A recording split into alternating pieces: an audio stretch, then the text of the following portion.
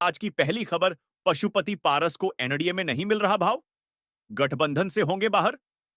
जाने क्या बोले उपेंद्र कुशवाहा। राष्ट्रीय लोक जनशक्ति पार्टी के अध्यक्ष पशुपति कुमार पारस, पाशुपाटी कुमार पारस को एनडीए में मान सम्मान नहीं मिल रहा है। यह आरोप उनकी पार्टी के नेताओं की ओर से लगाया गया है। उम्मीद है वो एनडीए से बाहर हो जाएं। इसको लेकर एनडीए में शामिल नेता और राज्यसभा सांसद उपेंद्र कुशवाहा से बुधवार 20 नवंबर को सवाल किया गया तो उन्होंने कहा, इस पर मैं कुछ नहीं बोलूंगा। उपेंद्र कुशवाहा आज दिल्ली से पटना पहुंचे। इस दौरान पत्रकारों ने उनसे पटना एयरपोर्ट पर सवाल किया था। दूसरी ओर महाराष्ट्र और झारखंड में हुए चुनाव को लेकर कहा कि उपेंद्र कुशवाहा ने कहा कि सब जगह एनडीए की बढ़त है, कहीं कोई कठिनाई नहीं है। महाराष्ट्र में बीजेपी नेता विनोद तावड़े के नोट बांटे जाने वाले मामले में कुशवाहा ने कहा कि आरोप लगाने से कुछ नहीं होगा। क्या सच्चाई है उसको कोई साबित करे, उसके बाद कुछ बयानबाजी करें। आरोप लगाने से कुछ नहीं होता है। उपेंद्र कुशवाहा ने नीतीश कुमार का जताया आभार। आज मुख्यमंत्री नीतीश कुमार ने नियोजित शिक्षकों को नियुक्ति पत्र बांटा है। इस पर उपेंद्र ने कहा कि यह अच्छी बात है ना। मुख्यमंत्री ने अधिक से अधिक नौकरी और रोजगार देने का वादा किया है। उस दिशा में सरकार मजबूती से काम कर रही है। उन्होंने मुख्यमंत्री का आभार जताया। नियुक्ति पत्र के वितरण पर महागठबंधन के लोग कह रहे हैं कि यह उनका तैयार किया हुआ रोड मैप था। इस पर उपेंद्र कुशवाहा ने तंज कसते हुए कहा कि रोड मैप क्या होता है, उन्हें पता है क्या? बीजेपी की ओर से लगातार नारा लगाया जा रहा है, बंटोगे तो कटोगे। इस पर उन्होंने कहा कि इस तरह की बातों में हमारी सहमति नहीं हो सकती।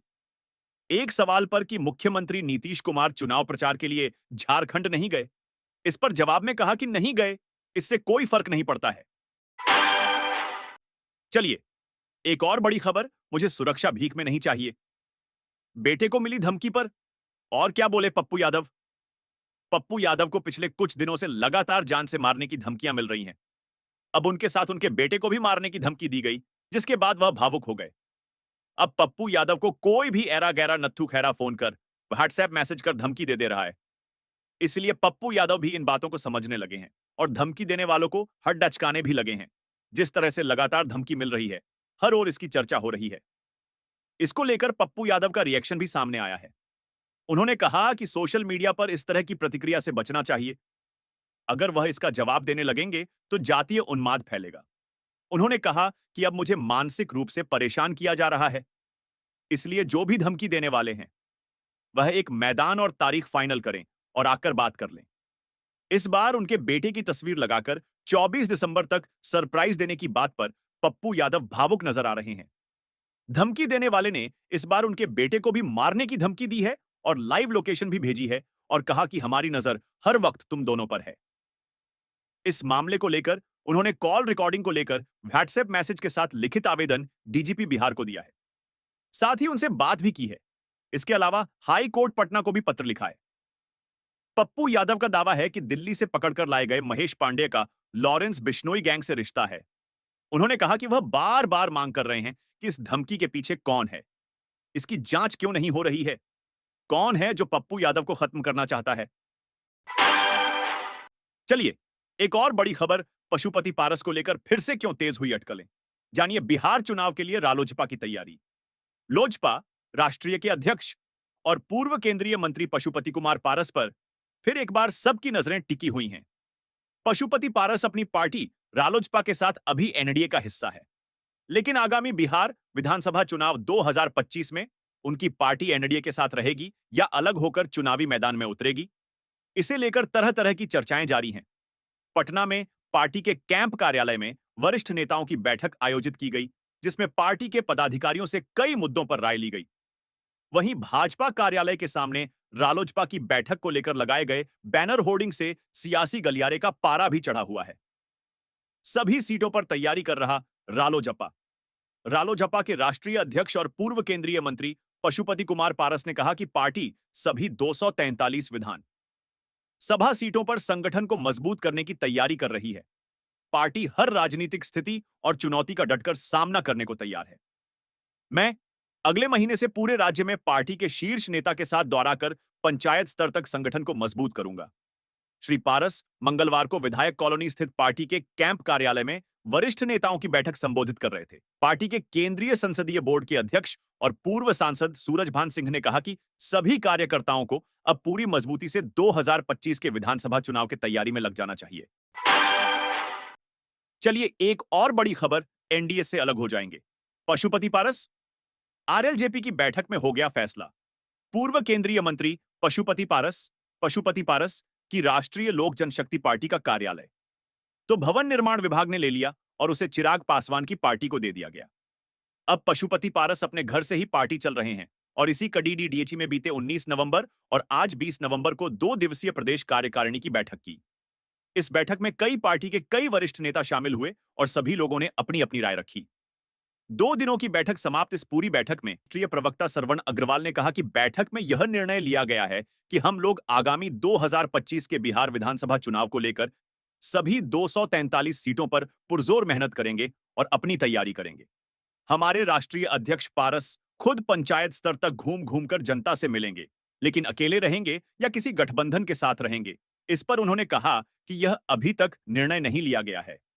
इसके बारे में राष्ट्रीय अध्यक्ष ही बताएंगे। अब सवाल उठ रहा है कि आखिर पार्टी कार्यालय से बाहर हो जाने के 5 दिन बाद 2 दिवसीय बैठक का क्या वजह रही।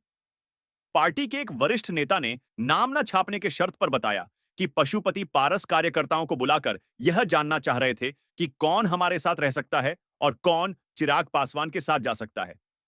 हालांकि अधिकांश कार्यकर्ताओं ने एक सुर में कहा कि हम आपके साथ हैं, आप अकेले चुनाव लड़िए। चलिए एक और बड़ी खबर, पूर्व एमएलए अरुण यादव और विधायक पत्नी किरण देवी पर ईडी ने कसा शिकंजा। आय से अधिक संपत्ति का मामला प्रवर्तन निदेशालय ईडी के द्वारा संदेश के पूर्व राजद विधायक अरुण यादव और उनकी पत्नी राजद विधायक किरण देवी के खिलाफ अवैध संपत्ति की जानकारी के सबूत भेजे जाने के बाद अब उन पर केस दर्ज करने की तैयारी है। दोनों ने खिलाफ आय से अधिक संपत्ति पद का दुरुपयोग और अन्य आपराधिक गतिविधियों के मामले में विशेष निगरानी इकाई में प्राथमिकी दर्ज की जाएगी। ईडी ने धन शोधन निवारण अधिनियम की धारा 66/2 का हवाला देते हुए इसकी अनुशंसा की है। विधायक किरण देवी के खिलाफ विशेष निगरानी इकाई एसवीयू में प्राथमिकी दर्ज की जाएगी। यह मुकदमा आय से अधिक संपत्ति पद का दुरुपयोग समेत अन्य आपराधिक गतिविधि से जुड़े मामले में दर्ज होगी। ईडी ने इसकी अनुशंसा एसवीयू और डीजीपी से की है। ईडी ने पीएमएलए धन शोधन निवारण अधिनियम की धारा 66(2) का हवाला देते हुए इनके खिलाफ मुकदमा दर्ज करने की सिफारिश की है। काली कमाई से जमा की गई अरुण यादव की अवैध संपत्ति से जड़ी जानकारी भी ईडी ने इस पत्र के साथ बतौर सबूत भेजा है। बता दें कि ईडी ने अरुण यादव और किरण देवी के आरा के अज्ञाव और पटना स्थित ठिकानों पर इसी साल 27 फरवरी को छापेमारी की थी। इस मामले की जांच में उनके खिलाफ 40 करोड़ रुपए से अधिक की अवैध संपत्ति का पता चला था। ईडी ने उनकी करीब 46 संपत्तियां जब्त की हैं। ईडी की जांच में यह बात भी सामने आई थी कि अरुण यादव और उनकी पत्नी किरण देवी के विधायक कार्यकाल के दौरान 2014 से 2022-30 के बीच 20 करोड़ रुपए से अधिक राशि बैंक खाते में जमा की गई है। ईडी ने अरुण यादव और किरण देवी के भोजपुर के अज्ञाव और पटना स्थित ठिकानों पर इसी वर्ष 27 फरवरी को छापेमारी की थी। चलिए एक और बड़ी खबर, गुड न्यूज। बिहार में 2000 से ज्यादा लैब टेक्नीशियन की बहाली स्वास्थ्य मंत्री मंगल पांडेय ने किया। ऐलान बिहार के स्वास्थ्य मंत्री मंगल पांडेय ने कहा कि स्वास्थ्य विभाग में जल्द ही 2969 लैब टेक्नीशियन प्रयोगशाला प्रावैधिक की बहाली होगी। इसकी अधियाचना बिहार तकनीकी सेवा आयोग को भेजी जा चुकी है। आयोग की ओर से योग्य अभ्यर्थियों के चयन की प्रक्रिया शीघ्र पूर्ण कर ली जाएगी। इससे पैथोलॉजी जांच का दायरा बढ़ेगा, युवाओं को रोजगार मिलेगा तथा विभाग की गुणवत्ता में और बढ़ोतरी होगी। स्वास्थ्य मंत्री ने कहा कि राज्य भर में विभिन्न संक्रामक एवं गंभीर बीमारियों के उचित उपचार के लिए सरकारी योजनाओं का क्रियान्वयन जारी है। बीमारियों के उचित उपचार के लिए विभागीय स्तर पर जन जागरूकता अभियान भी चलाया जा रहा है। सरकारी अस्पतालों में विशेषज्ञ चिकित्सकों से लेकर संसाधनों पर विशेष फोकस है। इसमें पैथोलॉजी जांच महत्वपूर्ण कड़ी है। विभागीय स्तर पर मुख्यमंत्री नीतीश कुमार के मार्गदर्शन में प्रयोगशाला प्रावैधिक के पद पर बहाली महत्वपूर्ण है। लैब टेक्नीशियन की नियुक्ति प्रक्रिया पूरी होने पर जहां एक और युवाओं को रोजगार मिलेगा, वहीं विभाग की गुणवत्ता में और बढ़ोतरी होगी। राज्य सरकार लगातार विभिन्न विभागों में रिक्त पदों पर बहाली कर राज्य में रोजगार सृजन की दिशा में व्यापक कार्य कर रही है। चलिए, एक और बड़ी खबर, पारस के प्लान से बढ़ेगी चिराग की टेंशन। विधानसभा चुनाव में कितने प्रत्याशी उतारेंगे, कर दिया ऐलान राष्ट्रीय। लोक जनशक्ति पार्टी के राष्ट्रीय अध्यक्ष पशुपति कुमार पारस विधानसभा चुनाव की तैयारियों में गांव